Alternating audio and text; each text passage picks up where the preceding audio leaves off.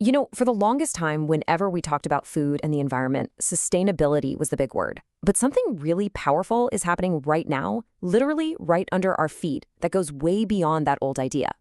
We're going to dive into this huge transformation, one that connects the dirt on a farm all the way to a corporate boardroom. And it all starts with this one big question. Is it really enough to just sustain things?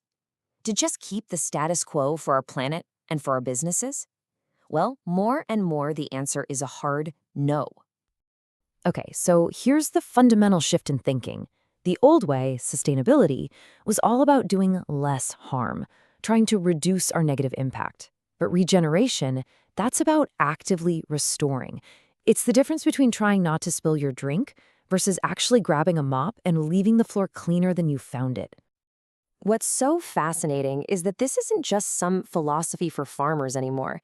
This idea of active restoration is becoming a huge deal in corporate strategy, especially for their ESG goals, their environmental, social, and governance targets.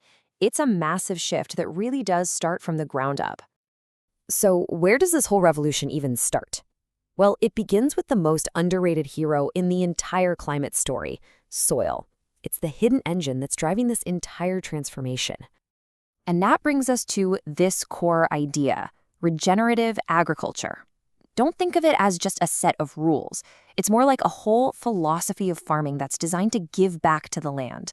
The goal isn't just to take less. It's to actively make the soil healthier, bring back wildlife, and restore the whole landscape.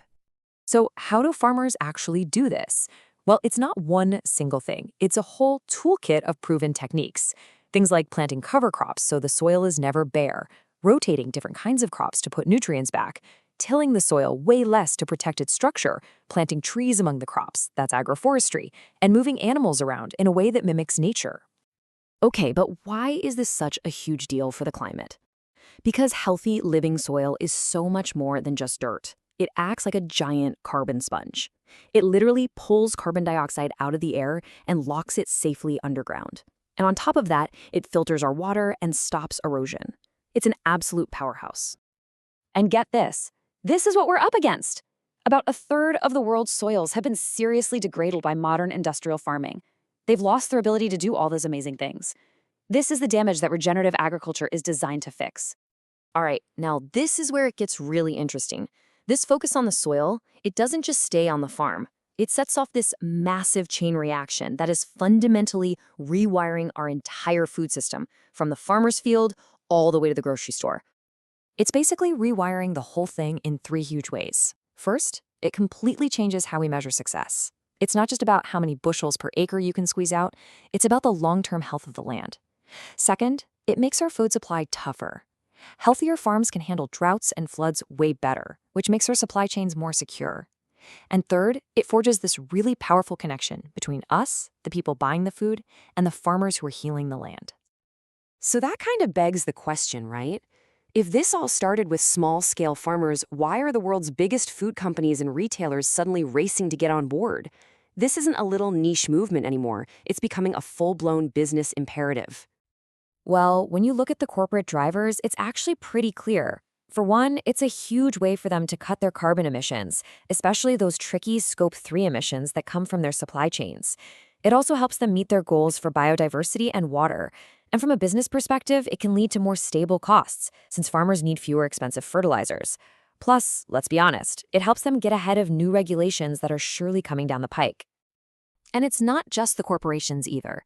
Let's zoom out for a second and look at this from a Wall Street perspective, because investors are looking at all this and seeing one big thing, a way to future-proof their money.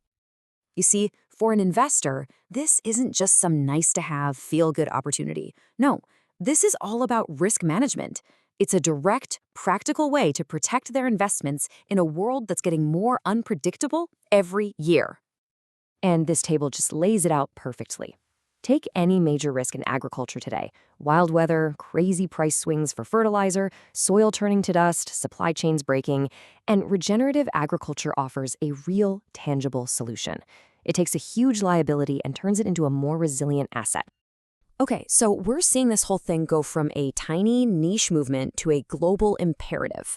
But like with any big, fast change, there are definitely some hurdles we need to be aware of if this is all going to work. And the biggest one is something you've probably heard of before in a different context: regenerative washing. It's just like greenwashing. It's when companies use all the right buzzwords and tell beautiful stories, but without any real, verifiable proof that they're making a positive impact on the ground. So, what's the difference? How can you tell them apart? Well, it really boils down to this. Authentic regeneration is backed by hard data. We're talking verifiable outcomes, soil samples, real transparency. Regenerative washing, on the other hand, is all about aspirational stories and good intentions without the evidence to back it up. Protecting that integrity is absolutely crucial. But look, even with that challenge, the direction of travel here is unmistakable. So what's this future that's being shaped by regeneration actually going to look like in the next few years?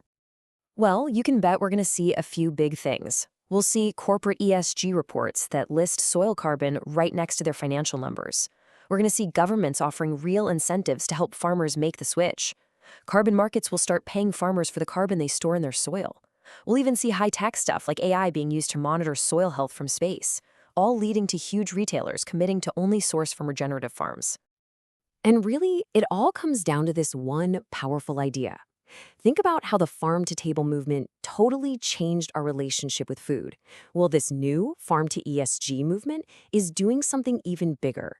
It's changing how we think about business, how we invest, and how we build a genuinely livable future. And it all starts with healing the ground beneath our feet.